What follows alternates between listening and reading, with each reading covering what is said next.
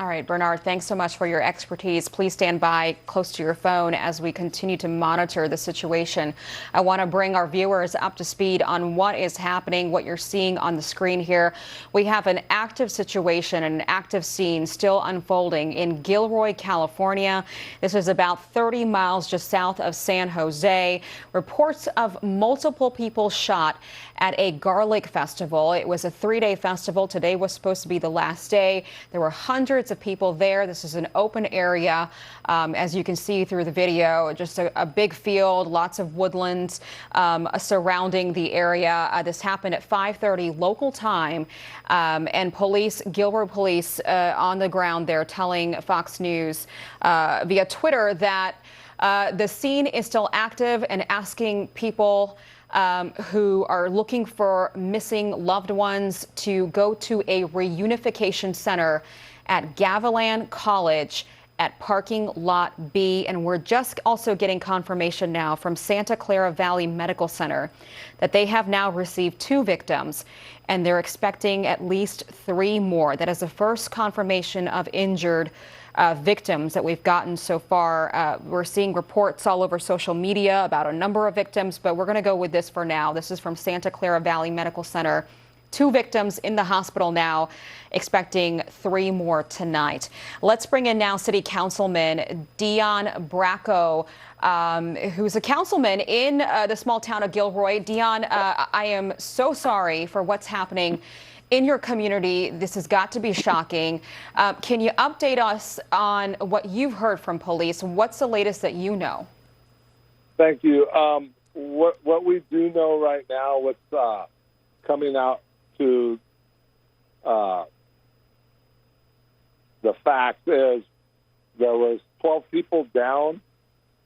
We don't know if they were shot or just trampled, and there was 3 fatalities. 3 fatalities. Yes. Can you tell us about those 3 people? Are they adults, children? We don't know yet. Okay, I'm so sorry to hear that. Thank you. Do you know any more about, I know you said 12 people down, any more confirmation on just what those injuries are? Were they people who were shot? Some people were shot. Others were just injured, running from the scene. So, Dion, what have police told you so far as to what happened? Was this one shooter, multiple shooters? What is the scene? What happened here, as far as you know? There's one shooter who's been taken into custody, and they don't know if there's any more. They have to treat it as if there's more. So they're combing the hillsides around Christmas Hill Park. What can you tell us about the shooter? What do you know? I don't know anything about the shooter. Okay, but that shooter is in custody. Do you happen to know if they're an adult? Are they younger? No, I don't know that either. Okay. What is the situation as far as, the public right now? I mean, we're seeing video on our TV, from witnesses. It just looks like chaos. People were running, crowds of people with their families and children just making a run for it. I mean, what's the situation now in those festival grounds? They're still clearing out some people out of the park.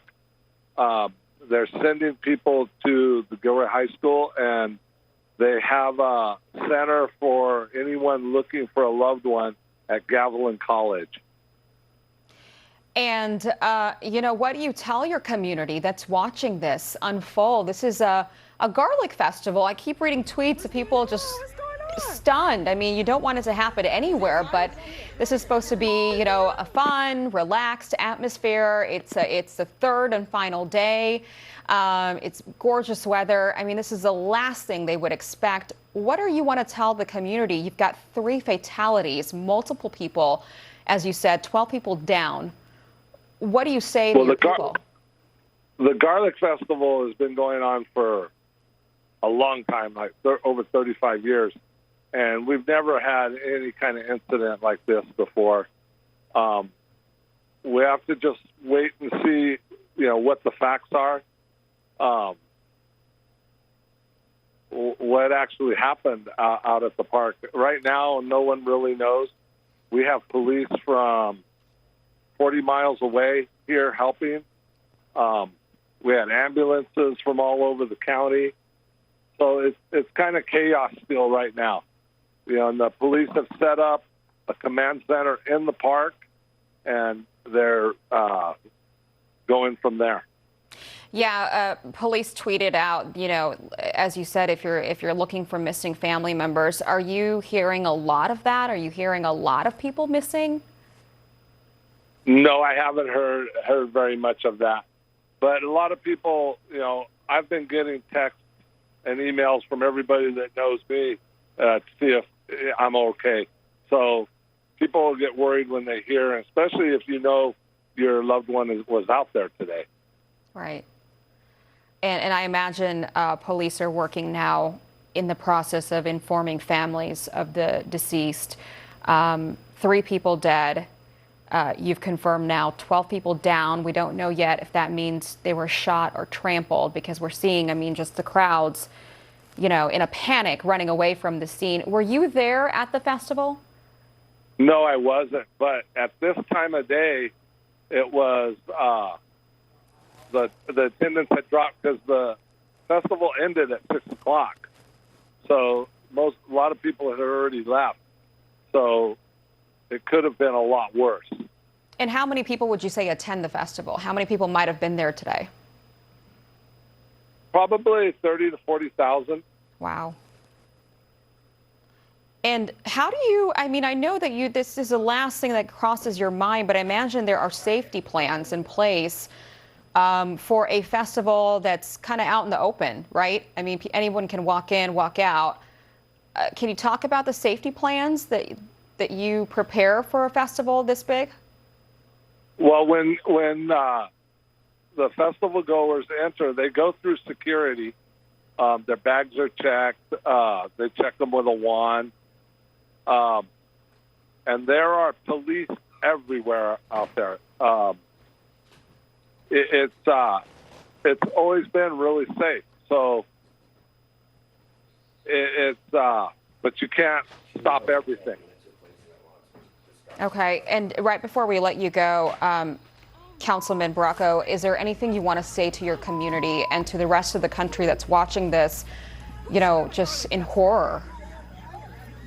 Well, I would tell my community, wait till the facts come in. There's just so many wild stories out there right now that are unbelievable. All right. Thanks so much, City Councilman Dion Bracco on the phone with us, giving us an update, the latest on this active scene still unfolding in Gilroy, California, where we now have confirmation through the councilman that 3 people are dead and 12 people, at least 12 people, are down. We don't know what that exactly means just yet. That could mean they were shot or trampled or just injured in the panic and chaos of all of this. But we do know Santa Clara Valley Medical Center says it is treating some of the shooting victims. They have received 2 victims already, and they're expecting 3 more later on. Let's go now to retired FBI Special Agent Bobby Chacon. I hope I'm saying that right, Bobby. Thanks for joining us. I don't know if you're watching this unfold on TV and watching the video. Give me your initial thoughts, because right now we have heard now that there's a shooter taken into custody. Give me your initial thoughts. Yeah, so my thoughts are, hello? I can hear you. Go ahead. Yeah. So, my thoughts are a couple of things. These generally fall into a couple of different categories. So there could have been an altercation at the festival itself that spurred this, right? That's one way it could happen. And the other one could be a directed type domestic incident where somebody came to that festival to target somebody, a husband on a wife on a husband, whatever that situation might be. And then the third one is the one we all jump to think about, and that's a random, a planned act of violence against a mass gathering of people, like like in Vegas and things like that. So, they're going to quickly determine like which category this falls into. They're going to try to hone in physically on where the shooting started within the festival, and that takes a lot of work and a lot of simultaneous interviews of witnesses, and that requires a tremendous amount of manpower. And then someone has to be outside those interviews saying, what do you have, and then basically putting up a map of the festival grounds and comparing your witness statements and seeing who was the closest to where the shooting started, so that you can start to get a description of the possible shooter. And then if they were working with somebody, did you see this person earlier in the parking lot? Did you see a vehicle that they may have gotten into or out of? Did you see them conversing with other people? So it looked like they may have been with somebody else. So even though a shooter might be in custody, hopefully it was from those witness accounts that led them there. You have to start wondering, was other people involved other than the single person they may have in custody? So there are general categories that these things break down into, and then as the detectives are honing in and conducting those interviews and looking at the results of the witness interviews, in the early minutes, they hopefully will quickly develop a picture of what exactly they have here. Right. And we heard from a witness talking to our affiliate on the ground saying that they had seen somebody wearing fatigues with a machine gun firing off shots. How do you figure out if there are more than one shooters? Do you just rely on the people on the ground? Yeah, unfortunately, the number one thing is, do we have any video? Do we have any video coverage of the park? Now, this is a festival that looked like, to me, it was set up in a park-like area. I don't know if you have any video, so you start to look for, and I'm talking about fixed video cameras on locations. And then you start to ask witnesses, do they have any video? Were they videotaping on their phones? Were they Instagramming or whatever they were doing? That's the second level of video. And then, then your witness statements, like I said, you hone in on the people who, may have actually seen the shooter, and then you build back out. Did you see that person earlier? You get a description out to other witnesses, because somebody may have seen this person and it didn't register because they didn't see him or her do the actual shooting, but they may have saw them earlier doing something else, and they don't know that was the person that did the shooting later on. So you have to kind of get that information in and then actually push it out again to say, somebody might say, oh, I know that guy. I saw him in the parking lot earlier. Right. Even though they're not associating him with the shooting now because they didn't see the shooting, but they may have seen him earlier. And so there's a lot of strings to be pulled on, and you have to follow it as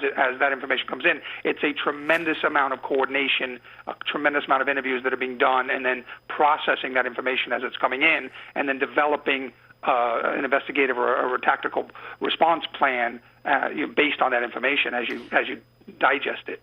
And Gilroy Police, tweeting out a while ago saying that the scene is still active. I imagine they're trying to secure the scene. What does that look like? How do you do that? Just get everybody out of there? Yeah, you get as many people out. Hang on one second. We're going to put you on hold for us. Hang on, Bobby. We're going to listen to this interview happening live on the ground. Let's listen in. Joking, and everybody was leaving, and so there was a lot of confusion, I would imagine, and a very chaotic scene with a number of children around. People looking for their kids too, and as soon as the gunfire started, everybody scattered, and people were yelling for their kids. And yeah, we just heard this. And so you heard a rapid fire. It was like a semi-automatic going off really close, too. People screaming and hiding and ducking. And so now your vehicle, with a lot of vendors out here, you're all in the same boat. Everything is still at the festival. It's an active scene still. And we don't really sort of know what's going on. Like, initially they got one shooter, and then they're looking for two others. We got moved over to the school, and we're just waiting to hear word of when we can get in. They said we can't get our stuff for 24 hours. We're trying to figure out, do we drive? Do we go to a hotel where they're going to move us?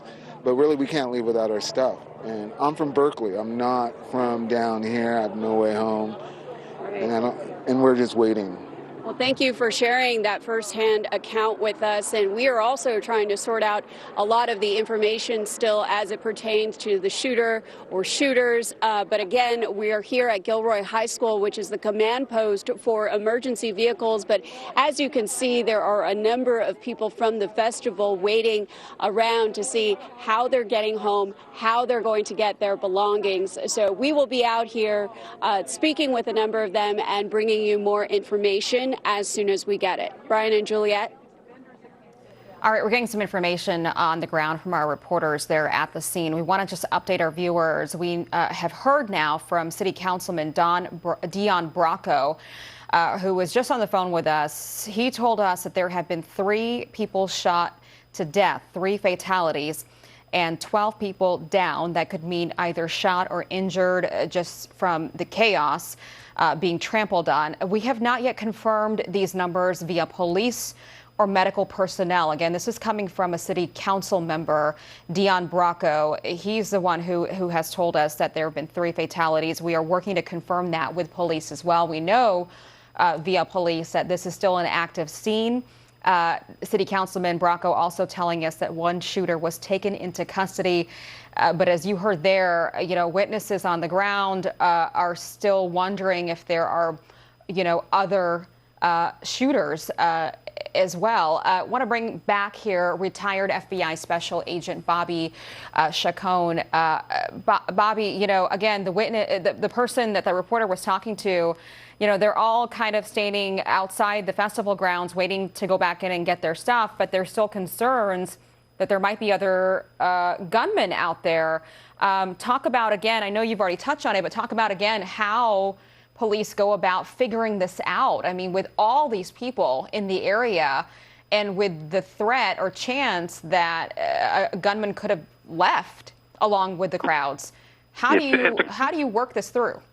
Yeah, that's a great question, and it's an almost insurmountable task. What you have to do is set your perimeter as wide as you possibly can and get everybody out of that perimeter. Now, sometimes that's a natural perimeter. If it's on a lake, you work with the geography you have to set up what you consider a safe natural perimeter, and then you get everybody out of the perimeter. You start with the crime scene where these victims were, and you work out from there. You go as wide as you can because it's a lot easier to narrow it and close it in than it is to expand it. If you feel that you need to expand it later, that's bad.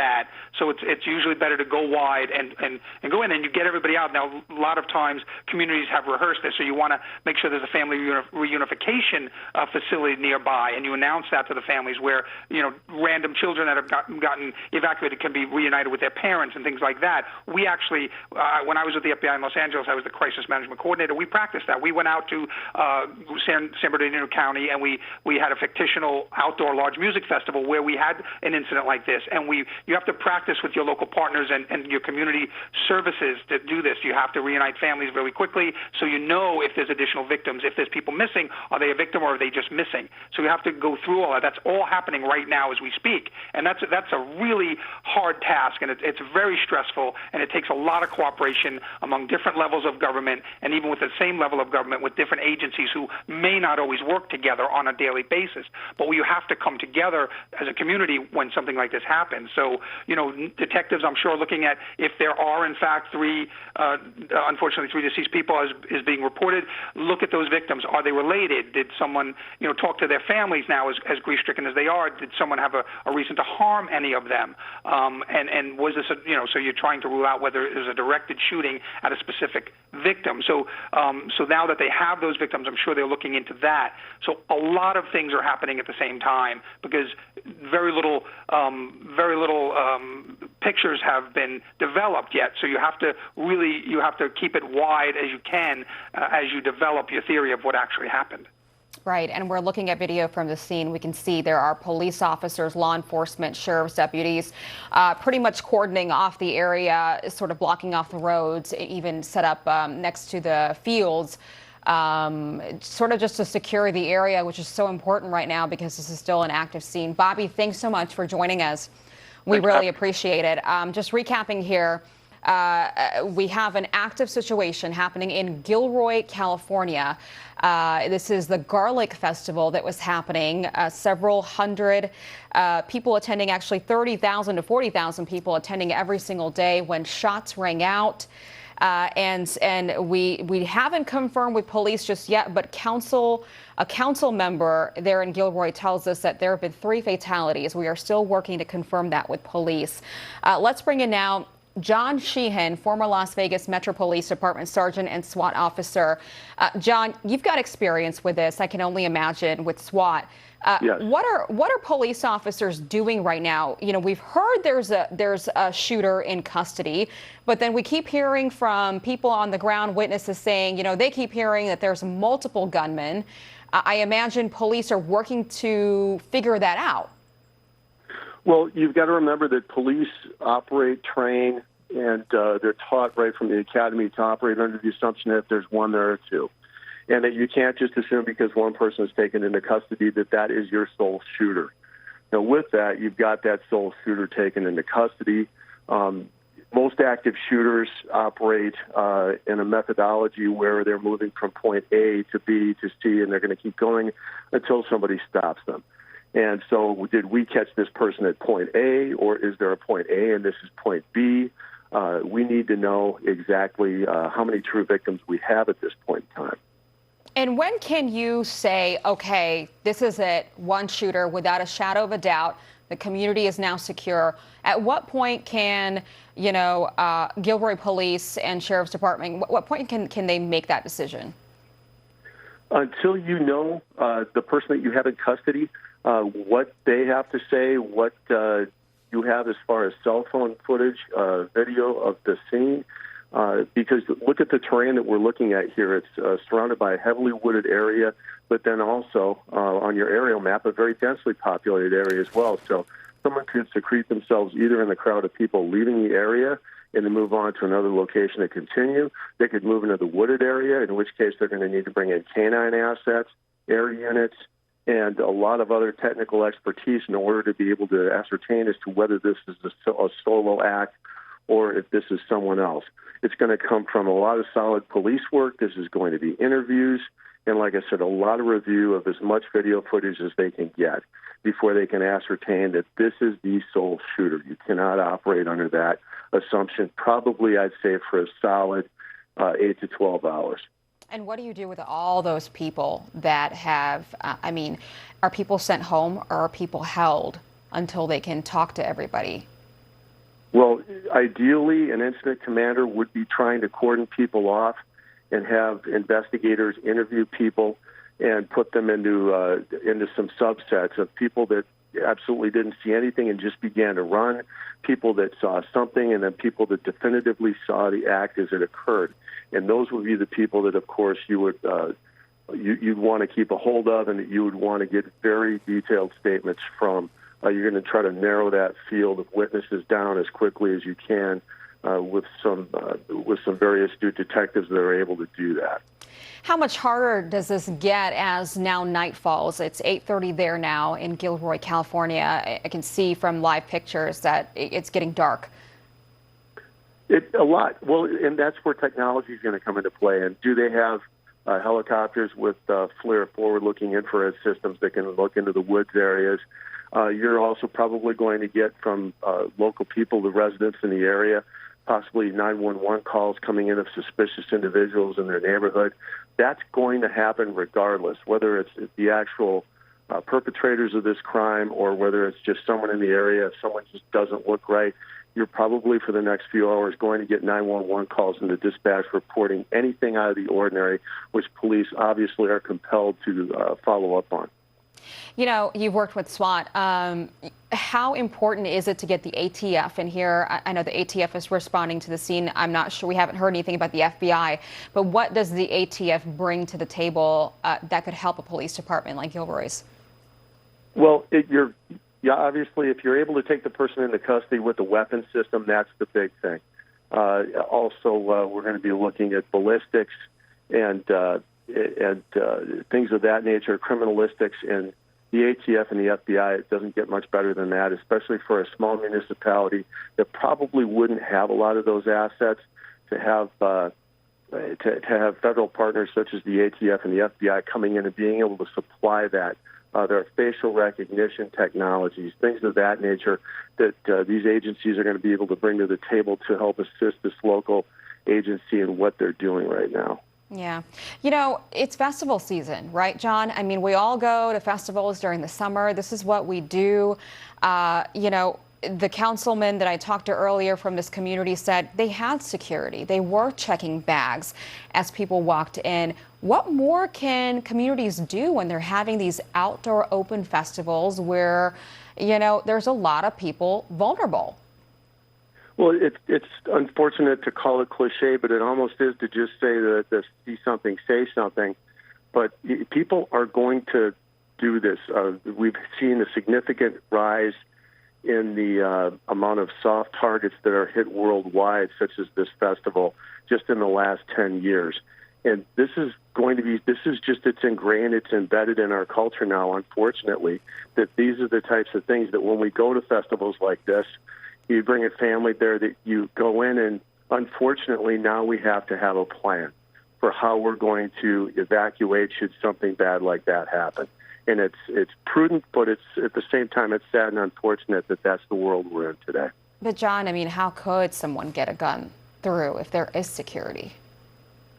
Well, security is a panacea. Look at the size of this festival, and right. The councilman was stating that there you've got 40,000 people. Look at the terrain. Look at the woods that surround it. You don't have a security guard for every square foot of the perimeter of the fencing that surrounds those woods.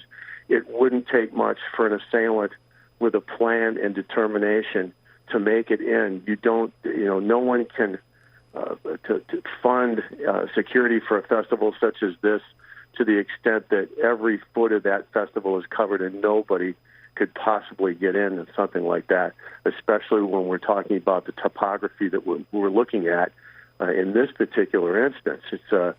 It wouldn't be difficult for someone to get in, even with a robust security staff managing this. And that's what we're seeing on the screen right now. The images coming from Gilroy is the sheriff's deputies and different agents just sort of cordoning off the area. You see them, with their guns pointed, looking for something, it looks like. They're still searching.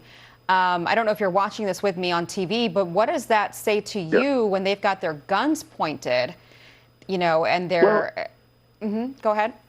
Yeah, no, a couple of things. We haven't had a press conference yet either. And, if this was truly done and if the police believed that there was a single assailant, a single active assailant. Hey, John, hold that thought for me for just a second. We're going to listen in to our local affiliate. How did everybody get out? Any way you could. It was chaos. It was hectic. It was pretty hectic. Like I said, when the shots started going off, I grabbed her and we kind of ushered a couple people in our group. My dad started his truck up, pulled around the corner, and my mom actually ran into the trailer with a group of people that were running from the direction of the gunshots, and they had said they had seen the guy. So it was just really hectic. Trying to get my mom, my dad, everybody together, and we ended up kind of just getting in the trucks and driving out. Did you see anybody who was hurt or hear anything about? No, we didn't. I didn't. We didn't specifically. There were people that stopped here, met here at this location on the way out of being ushered that had taken an individual out on one of the carts that had been shot in the back. But she seemed to be okay, coherent. She was talking. They transported her to the hospital, but we were not specifically involved with anybody that was hurt. How many shots did you hear? It was a lot. I don't know. Yeah, 40, between 50. 30 and 50. Yeah. I mean, it's hard to count, but there was a lot of gunfire. It was kind of like it started and there was a burst and then it kind of stopped for about 5-10 seconds, almost like it was like a reload, and then it just started again. And then after that, there was just so many people running. Did either of you see the shooter? No, where we were at, there was like a row of porta potties and then another row of tents. So it sounded like it was coming from behind that. The other side. Yeah. So we didn't see any of this stuff going on. We just heard it and then seen the massive rush of people coming towards us, and that's when we kind of started to gather everybody, try to get out of there. And so now that you've been able to just gather your thoughts, how would you describe what happened today? It was chaotic. Yeah. Eye-opening. Just still in shock. Just you know, that this happened and that it is real. Just shock, I think. Thank you both, and we're glad you both are safe.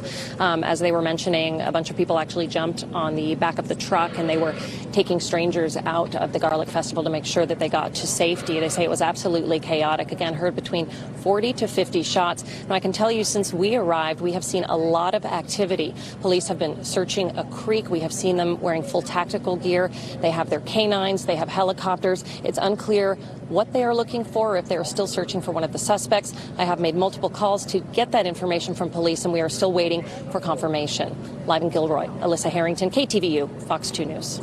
All right, that's our KTVU affiliate on the ground there for us. Want to just wrap things up with John Sheehan, former Las Vegas Metro Police Department sergeant and SWAT officer. John, you were saying, I mean, you know, obviously your community has had a mass shooting, so you know, what happens in the aftermath. You were saying, you know, hey, there's no press conference yet. There hasn't been any sort of, update from police on the ground. So is this truly over?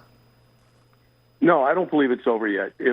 We're now hours past this incident, and we haven't had anybody step up to a podium or anything and give us anything other than the councilman that you had on there. And as you've astutely pointed out, we still have officers out with weapons pointing them in different directions, and obviously still on the hunt, still looking for suspects. And I believe that we're still in that first phase of this entire operation right now, where maybe they're not sure that they either A, have the right person, or B, that we have a solo actor, and that we may have more than one shooter. In which case, this could be a long, protracted event which goes through the evening while they continue their search. And I really don't see us moving into a purely investigative stage of this until we get to a press conference where we've got somebody heading that agency getting up and advising us where we are right now. That's right. All right. Thanks so much. We appreciate your time and your expertise. And I think you're right. We're just learning from Gilroy Police Department that just released this. They said, please do not come to Christmas Hill Park. The scene is still active. This is the second time they've now said the scene is still active, and we're seeing that it is. You're seeing officers with their guns drawn as they work the area surrounding this festival. On foot, in their vehicles. So this doesn't look like it's over just yet. We heard from a council member from this community, Dion Braca, who told us, one shooter has been taken into custody. That's what he was told. But it does not look like this is over yet. We want to bring in now